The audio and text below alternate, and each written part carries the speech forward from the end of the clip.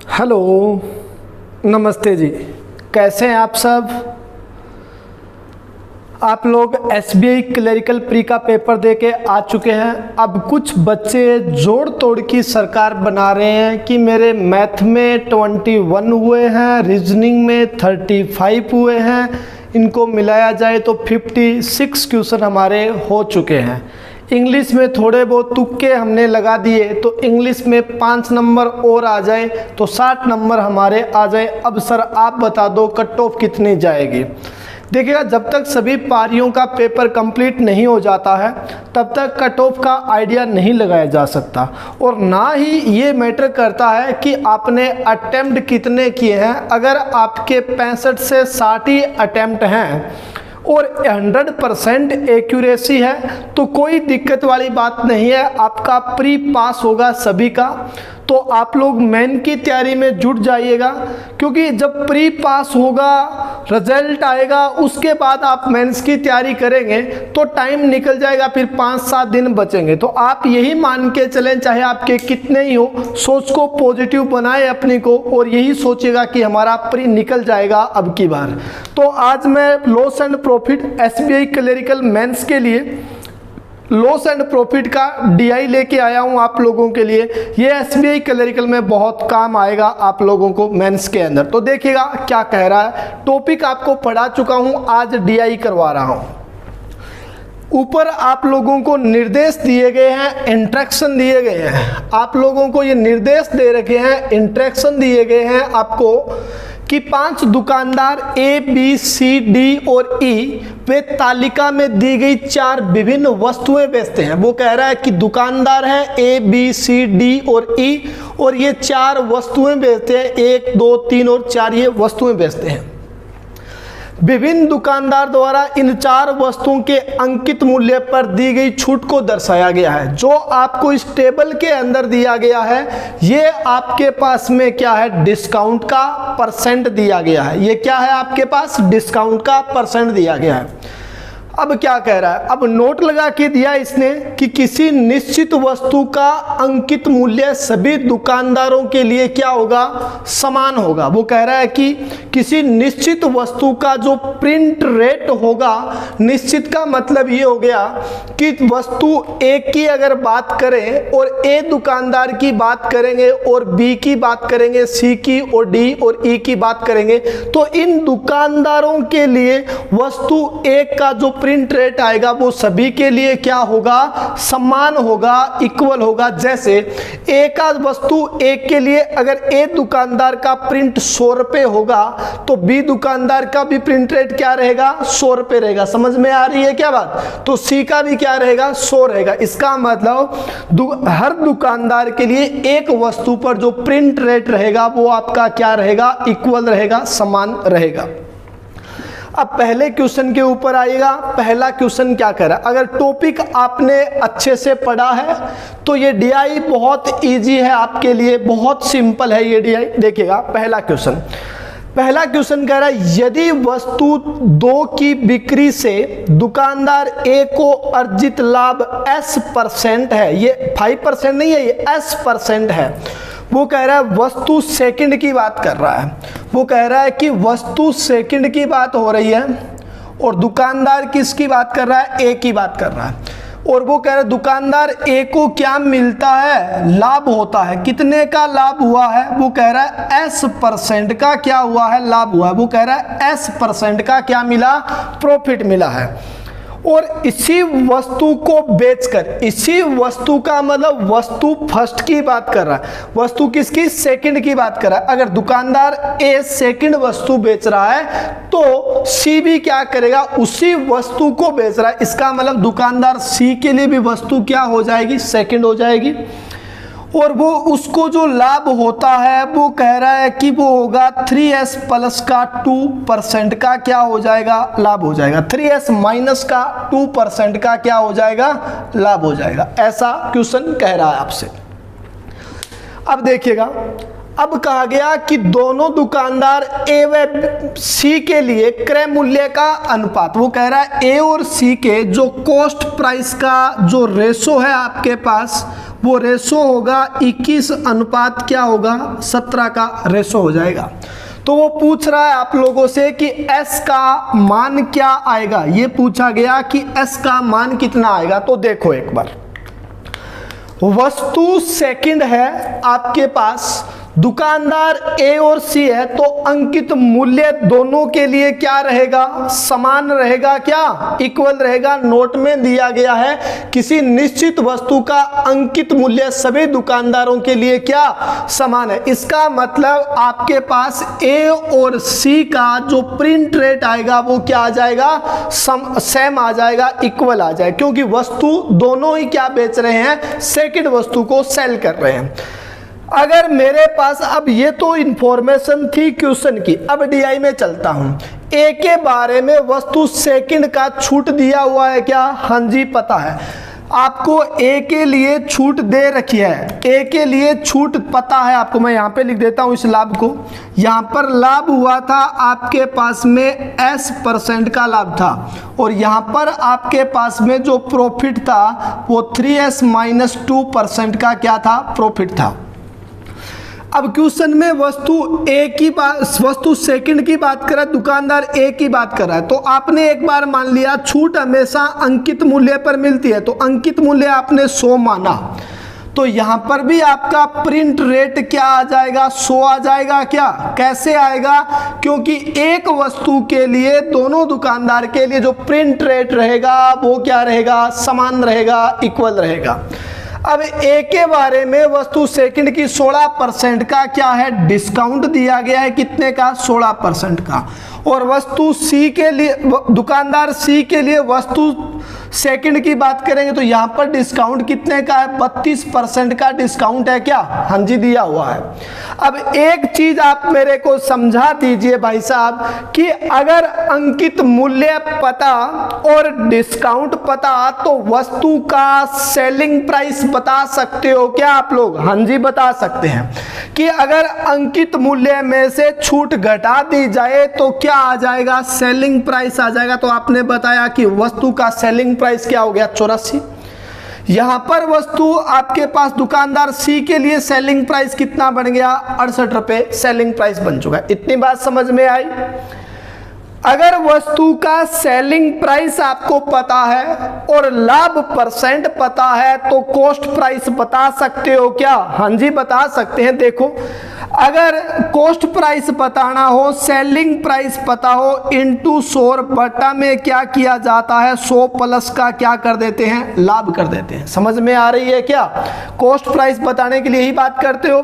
तो आपने बताया कि आपका जो कॉस्ट प्राइस आएगा वो कितना आएगा, 84 बटा 100 प्लस का लाभ करूंगा तो लाभ कितना है, अस्कार, इनटू में अगर 100 कर दूंगा तो मेरे पास में क्या आ गया, ये कॉस्ट प्राइस आ चुका है। समझ में आ रही है क्या।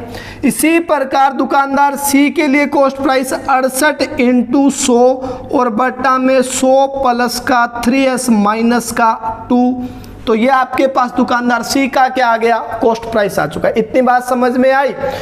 अब आपके पास में कॉस्ट प्राइस का क्या है, रेशो दिया हुआ है, तो दुकानदार ए के कॉस्ट प्राइस के सामने ए का अनुपात रख दे और सी के सामने सी का रेशो रख दो साहब। देखो यहाँ पे सॉल्यूशन बता रहा हूं मैं इसको लिख सकता हूं 84 × 100 और बट्टा में कितना है, 100 प्लस का कितना S और बट्टा में कितना आ जाएगा 68 × 100 और बट्टा में कितना 100 - 2 करेंगे तो 98 आएगा क्या, 98 प्लस का 3S। ये आपके पास वस्तु ए, आपके पास दुकानदार ए का कॉस्ट प्राइस, ये दुकानदार सी का, तो ए का रेशो 21 है, सी का रेशो कितना है 17 दिया गया। समझ में आ रही है क्या बात। अब देखो कोई चीज कट रही है तो काट लेते हैं। ये आपके पास में क्या है, ए बटा बी और सी बटा डी को आप क्या लिख सकते हैं, ए बटा बी गुणा में डी बटा क्या लिख सकते हैं, सी लिख सकते हैं। समझ में आ रही है क्या बात। समझ में आई। तो अब मैं इसको क्या लिख सकता हूं, यहां पे लिख रहा हूं मैं, इसको क्या लिख सकते हैं हम, 84 × 100 बटा में 100 प्लस का S इंटू 98 प्लस का 3s बटा में कितना आ जाएगा 68 इंटू 100 बराबर 21 अनुपात कितना हो गया 17 हो चुका। समझ में आई क्या? अब देखो चीज कट रही है, 100 से 100 काट दिया, इसको काटा 4 के पहाड़े से काटा तो आपने कहा कि ये 21 आया, इसको काटा 17 आया, 17 से 17 कैंसिल, 21 से 21 कैंसिल हो गया।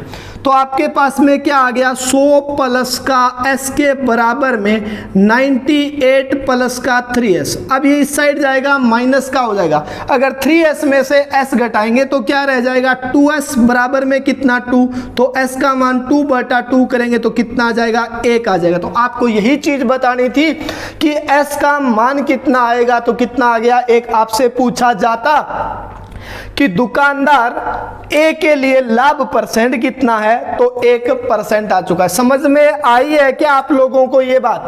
आपको अंकित मूल्य आपने मान लिया 100, वस्तु अगर 1 है तो ए और सी के लिए जो अंकित मूल्य रहेगा वो क्या रहेगा, बराबर रहेगा, इक्वल रहेगा। डिस्काउंट पता था 16%, सी का डिस्काउंट 32%, तो ए और सी का क्या बता दिया आपने, सेलिंग प्राइस बता दिया।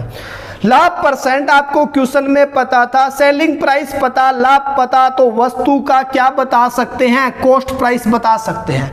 ये ए का कॉस्ट प्राइस आया, ये सी का कॉस्ट प्राइस आ चुका है। ए के सामने ए के कॉस्ट प्राइस का अनुपात रखा और सी के सामने सी के कॉस्ट प्राइस का अनुपात रखा, तो आपके पास एस का मान कितना आ गया 1% आ चुका है। आपको यही चीज बतानी थी कि सी का मान कितना आएगा, आपके पास एस का मान कितना आएगा 1% आ जाएगा।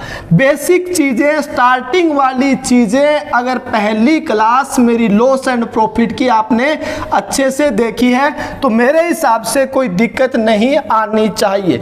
मैं साइड में हो रहा हूं, आप स्क्रीनशॉट मारिए पहले इनका, आप स्क्रीनशॉट ले लीजिएगा। मैं साइड में हो रहा हूं पूरे का, फिर मैं ऊपर वाला क्वेश्चन साफ कर रहा हूं 1 नंबर। आप स्क्रीनशॉट ले लीजिएगा इस पूरे डीआई का। अब देखो जरा 2 नंबर क्वेश्चन क्या कह रहा है। 2 नंबर की बात करें, 1 नंबर साफ करते हैं क्या? अगर नोट हो गया तो 1 नंबर मैं साफ कर देता हूं। देखिएगा आप लोगों से क्वेश्चन कह रहा है 2 नंबर की, अगर मैं बात करूं 2 नंबर अच्छा क्वेश्चन है, इस डीआई का शानदार है। अगर बेसिक मजबूत है तो ये क्वेश्चन बहुत इजी हो जाएगा। क्या कह रहा है, दुकानदार डी के लिए वस्तु सेकंड, दुकानदार डी के लिए वस्तु सेकंड। वो कह रहा है आप लोगों से कि डी की बात कर रहा है, दुकानदार डी की बात की है, और वस्तु कौन कौन सी है आपके पास, वस्तु एक तो सेकंड है और वस्तु थर्ड। और कौन सी वस्तु है, 3 नंबर वस्तु है। वस्तु कौन सी है, थर्ड के अंकित। वो कह रहा है डी के लिए वस्तु सेकंड और वस्तु थर्ड के विक्रय मूल्य का जो अंतर रहेगा वो क्या रहेगा, 4800 क्या रहेगा, 10 रहेगा। वो कह रहा है सेकंड और थर्ड के जो सेलिंग प्राइस, यहां पर लिख रहा हूं, सेलिंग प्राइस का दोनों के बीच में जो डिफरेंस रहने वाला है, जो अंतर रहने वाला है, वो कितना रहेगा, 4800 क्या रहेगा, 10 रहेगा। आगे बढ़ते हैं, क्वेश्चन को पढ़ते हैं।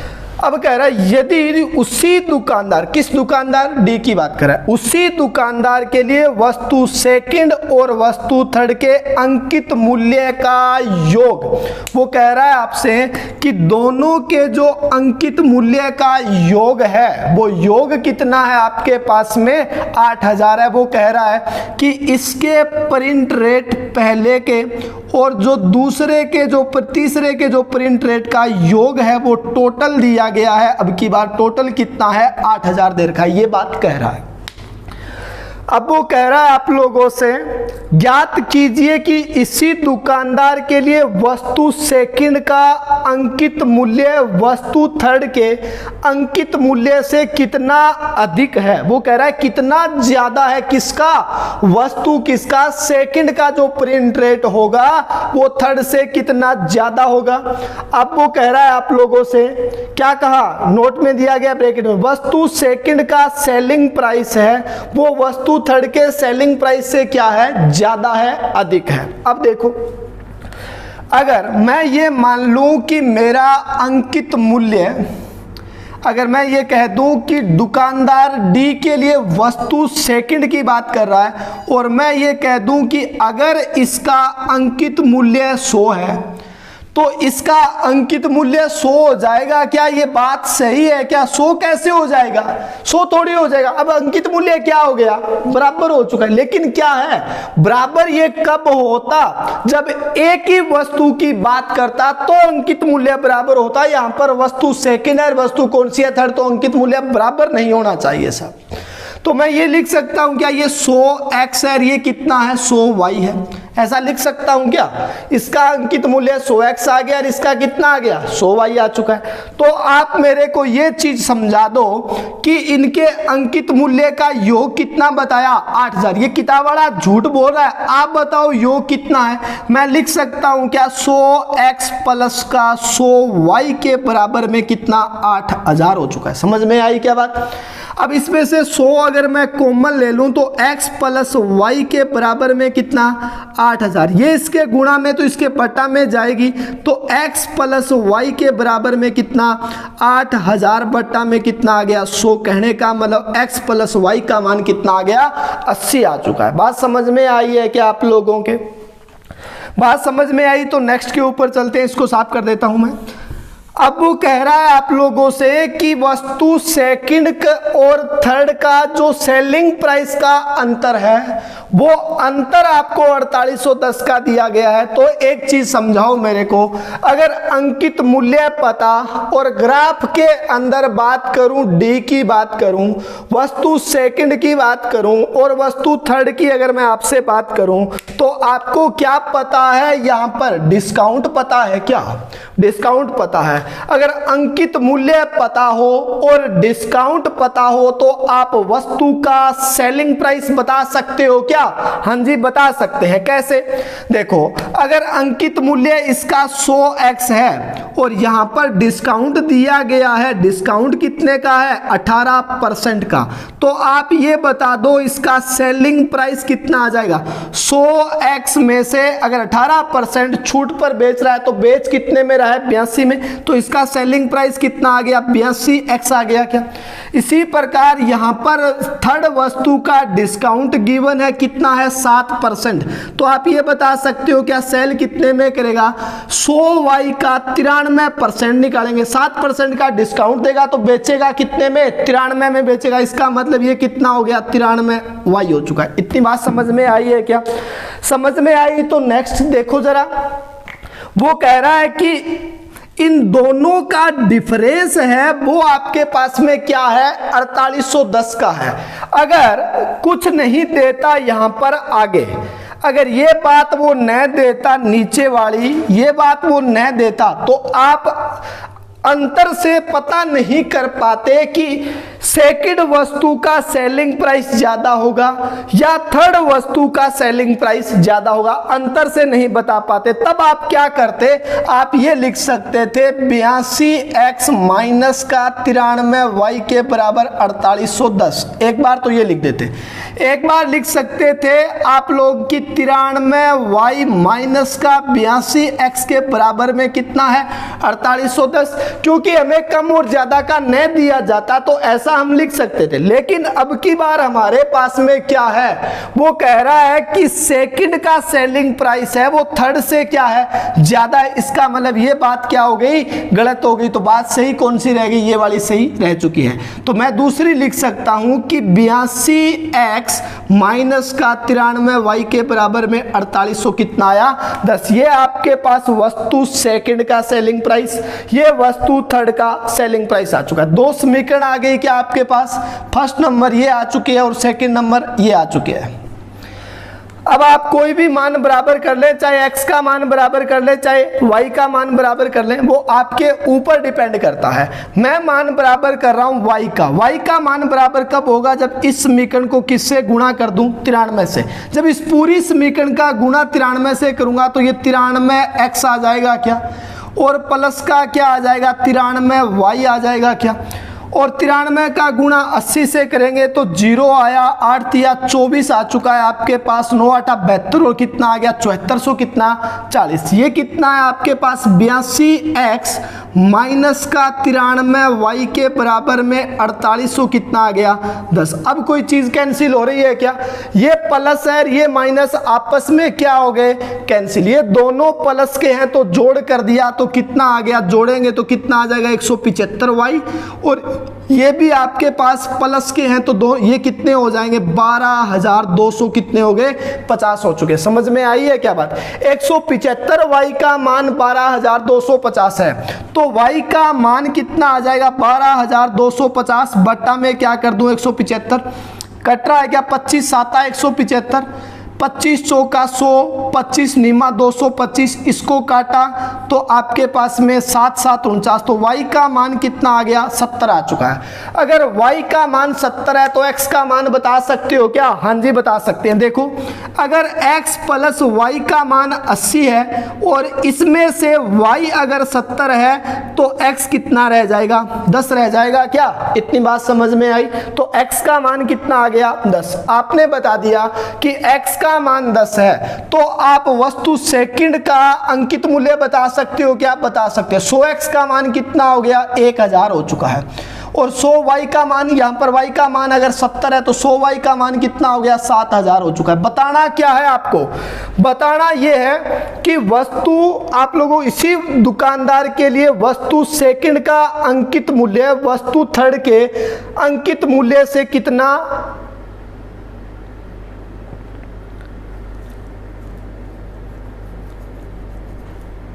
अधिक है।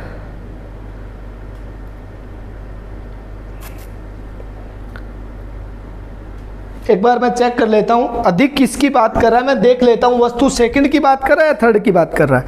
वो कह रहा है आप लोगों से वस्तु सेकंड का अंकित मूल्य वस्तु थर्ड के अंकित मूल्य से कितना अधिक है। तो इसका तो अंकित मूल्य कितना आ गया 1000 ही आया है ना, गलत टाइप हुआ है शायद। यहां पर आना था वस्तु थर्ड का इसी दुकानदार के लिए वस्तु थर्ड का अंकित मूल्य है वो सेकंड के अंकित मूल्य से कितना अधिक है, ऐसे आना था यहां पर। सही चल रही है क्या बात? देख लेते हैं एक बार, 1 मिनट रुको। क्या कह रहे हैं? ज्ञात कीजिए किसी दुकानदार द्वारा वस्तु थर्ड का अंकित मूल्य वस्तु सेकंड के अंकित मूल्य से कितना अधिक है। तो वस्तु फर्स्ट का जो सेकंड का जो अंकित मूल्य आया है वो कितना आया है 1000 आया है। वस्तु थर्ड का जो अंकित मूल्य आया है वो कितना आया है आपके पास 7000 आया है। तो ये इससे कितना अधिक हो गया, y का मान कितना अधिक हो गया 6000 अधिक हो चुका है। तो आपने बता दिया कि वस्तु थर्ड का जो अंकित मूल्य है वो सेकंड से कितना ज्यादा है 6000 ज्यादा है। समझ में आई है क्या बात? x का मान y का मान 70 आया तो x का मान कितना हो गया 10 हो चुका है। अगर x का मान 10 है तो 100x का मान 1000 हो गया और y का मान अगर 70 है तो 100y का मान कितना हो गया 7000। तो वस्तु थर्ड का जो अंकित मूल्य है वो वस्तु सेकंड से कितना ज्यादा, ये होना था वस्तु थर्ड का अंकित मूल्य सेकंड से कितना ज्यादा है। तो कितना ज्यादा हो गया 6000 ज्यादा हो चुका है। यहाँ पर वस्तु आपके पास में क्या आएगी, इसी दुकानदार के लिए वस्तु थर्ड का अंकित मूल्य वस्तु सेकंड के अंकित मूल्य से कितना अधिक है, ऐसे आना था साहब। बात समझ में आई है क्या? सिर्फ बेसिक वाली चीजें हैं, अलग इन डीआई में कुछ नहीं होता है, बस नाम के डीआई होते हैं कि डीआई आया है सर, टॉपिक वाले डीआई आ रहे हैं पेपर के अंदर। टॉपिक वाले तो आसान होते हैं साहब डीआई, अगर आप घर पे अच्छे से मेहनत करते हैं इनके ऊपर तो ऐसी कोई दिक्कत वाली बात नहीं है। बेसिक क्लियर होना चाहिए आपका, अगर बेसिक क्लियर रहेगा तो कोई दिक्कत नहीं आएगी आपको टॉपिक करने में, कहीं भी दिक्कत नहीं आएगी। नेक्स्ट क्वेश्चन के ऊपर आओ। नेक्स्ट वाला क्वेश्चन क्या कह रहा है आप लोगों से? क्वेश्चन नंबर 3 का आंसर बता दो जल्दी से, क्या आया है आपका? देखो, यदि दुकानदार ए व बी द्वारा वस्तु सेकंड के विक्रय मूल्य का औसत, वो कह रहा है वस्तु किसकी बात कर रहा है, सेकंड की बात कर रहा है। किसकी बात हुई है? वस्तु किसकी बात की है? सेकंड की, मतलब इसकी बात हो रही है। और दुकानदार किसकी बात कर रहा है, ए और बी की बात कर रहा है। वो कह रहा है ए और बी का जो एवरेज है आपके पास में, एवरेज दिया गया कितना 4400 है, तो ए और बी का योग बता सकते हो क्या, बता सकते हैं। तो ए और बी के सेलिंग प्राइस का योग कितना आ गया, 8800 आ गया क्या। योग कैसे बताते हैं, देखो योग कैसे आता है, जब आप योग निकालना होता है तो एवरेज का गुणा किससे कर दिया जाए, संख्या से कर दिया जाए, तो क्या आ जाता है, योग आ जाता है। तो वो कह रहा है ए और बी द्वारा वस्तु सेकंड के विक्रय मूल्य का औसत 4400 है, तो आपने बता दिया ए और बी का विक्रय मूल्य का योग कितना हो गया 8800, क्योंकि वस्तु आपके पास दुकानदार 2 है, तो एवरेज का गुणा संख्या से किया, संख्या का मतलब दुकानदार कितने हैं, 2 से गुणा कर दिया तो कितना आ गया 8800। वो कह रहा है दुकानदार बी और सी द्वारा वस्तु सेकंड, इसी की बात कर रहा है। वो कह रहा है बी और सी का एवरेज दे रखा है, एवरेज कितना 3600, तो योग कितना आपका एवरेज कितना 3600, तो योग कितना हो जाएगा 7200 हो जाएगा क्या। तो बी और सी के सेलिंग प्राइस का योग कितना आ गया 7200 आ चुका है। इतनी बात समझ में आई है क्या। अब देखो एक बार, वो कह रहा है आपसे दुकानदार सी द्वारा वस्तु सेकंड का विक्रय मूल्य बताओ। एक चीज बताओ, अगर ए प्लस बी के सेलिंग प्राइस में से अगर बी और सी का सेलिंग प्राइस मैं घटा दूं तो मेरे पास में क्या रह जाएगा, क्या रह जाएगा, ए और सी का अंतर, ए और सी के सेलिंग प्राइस का क्या रह जाएगा, अंतर रह जाएगा। वो अंतर कितना रह गया 1600। अगर ए प्लस बी के सेलिंग प्राइस में से बी और सी का सेलिंग प्राइस घटा दूंगा तो ए और सी के सेलिंग प्राइस का क्या रह जाएगा, अंतर रह जाएगा साहब। अंतर कितना रह जाएगा 1600 रह जाएगा। इतनी बात समझ में आई क्या। अब देखो ए और सी के बारे में यहां पर इंफॉर्मेशन पता कर लो डीआई में जाकर के वस्तु सेकंड के लिए।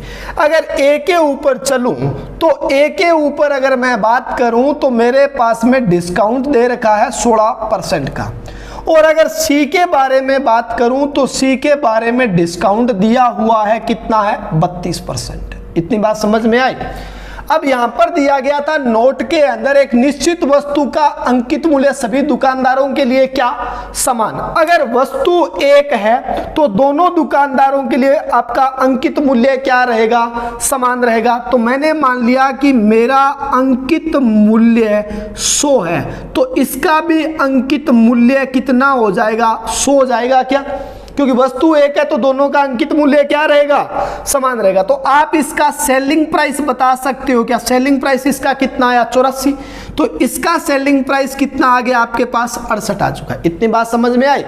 किताब वाला कह रहा है कि ए और सी का सेलिंग प्राइस का अंतर 1600 है, वो झूठ बोल रहा है। आप बताओ ए और सी का अनुपात में अंतर कितने का है 16 का है, तो 16 अनुपात का मान किसके बराबर 1600 रुपए के बराबर, तो एक का मान किसके बराबर 100 रुपए के बराबर।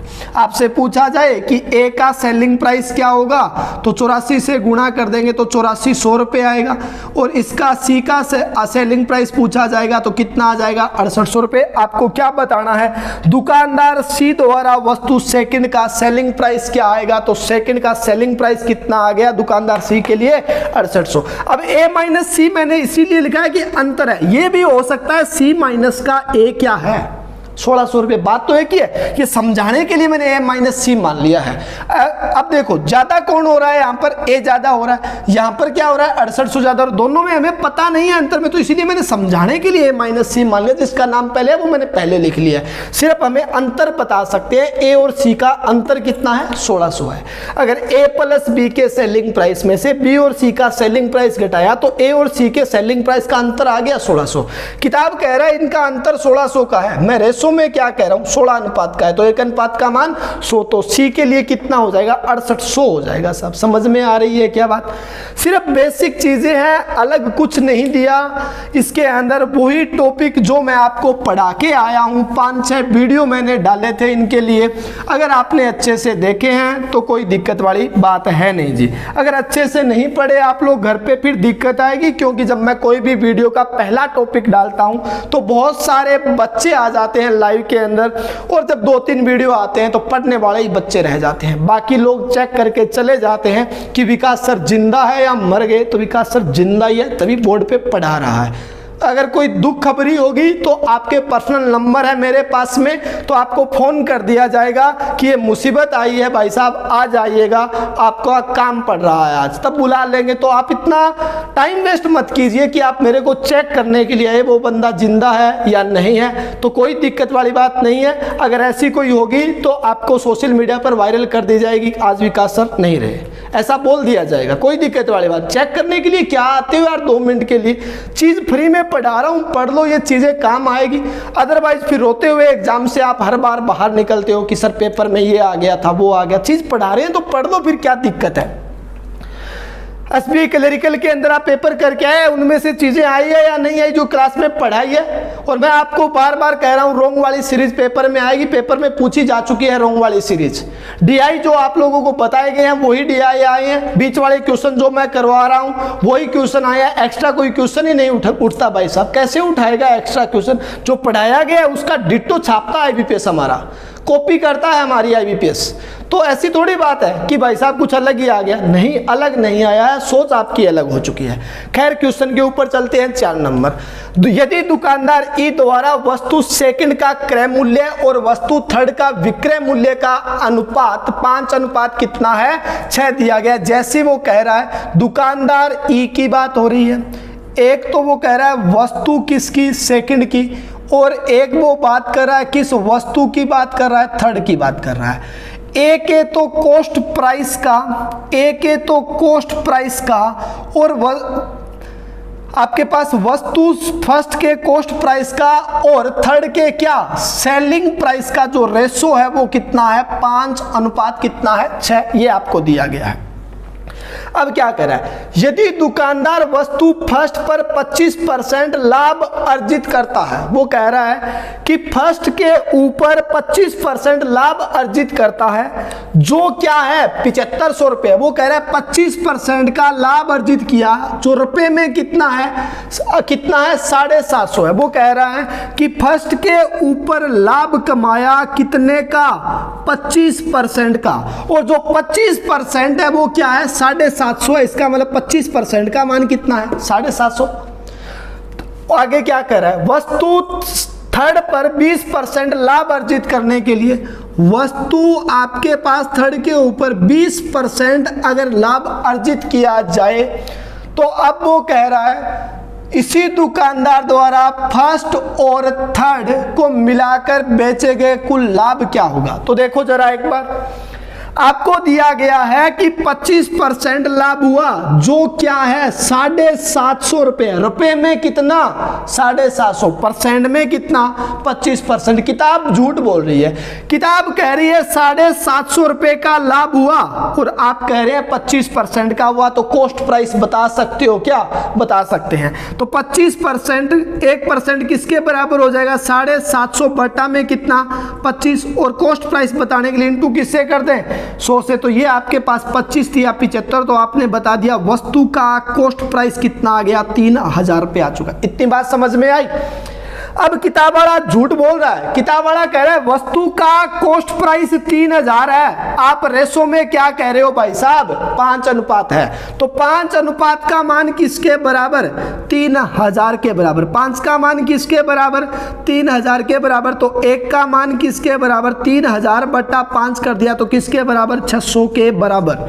तो आप वस्तु थर्ड का सेलिंग प्राइस बता सकते हो क्या, हाँ जी बता सकते हैं। अगर 1 अनुपात का मान 600 है तो 6 अनुपात का मान कितना हो जाएगा 3600। तो मेरे से अगर सीधा सेलिंग प्राइस पूछा जाता कि वस्तु थर्ड का सेलिंग प्राइस क्या है तो मैं बता देता 3600। इतनी बात समझ में आई।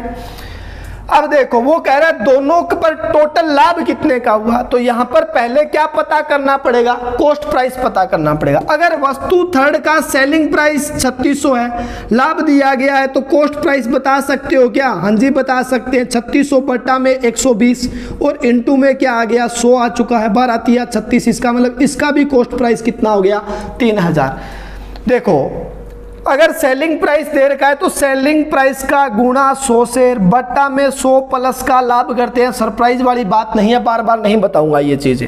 अब देखो 3,000 का खरीदा और 3600 में बेच दिया, तो यहां पर लाभ कितने का हो गया? 600 रुपए का यहां पर क्या हुआ? लाभ हुआ। यहां पर लाभ कितने का है? 750 का है। तो दोनों पर मिला करके टोटल लाभ कितने का आ गया? 1350 रुपए का क्या हो गया? लाभ हो चुका है। बात समझ में आई है कि आप लोगों को 1350 रुपए का क्या आया है? लाभ आया है। बस यही चीजें हैं, बेसिक आना बहुत जरूरी है। रेगुलरिटी के साथ आप क्लास लगाते रहिएगा। और जो बच्चे पेपर एसबीआई का दे के आए हैं, डीमोटिवेट होने की जरूरत नहीं है आप लोगों को कि आप सर बांध के ही सो जाएं कि हमारा पेपर पास नहीं होगा। जिंदगी खत्म नहीं हुई है आप लोगों की, बहुत सारे ऑप्शन है। अगर आप कुछ करना चाहो, अगर किसी का पेपर बिगड़ गया है तो एसबीआई क्लरिकल आपका आरआरबी प्योर आरआरबी कलर का फिर मौका है। फिर आप अपने में सुधार कर सकते हैं। जो गलतियां आप लोग कर चुके हैं उनमें आप सुधार कीजिए अच्छे से, तो आरआरबी कलर में मात नहीं खाएंगे आप लोग।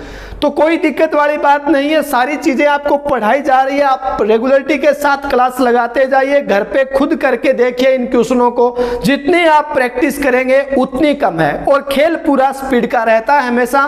मैं आपको इंट्रोडक्शन क्लास में भी बोलता हूं कि जो घोड़ा तेज भागेगा वो ही जीतेगा भाई साहब। तो मिलते हैं नेक्स्ट क्लास के अंदर। Thank you, bye bye ji.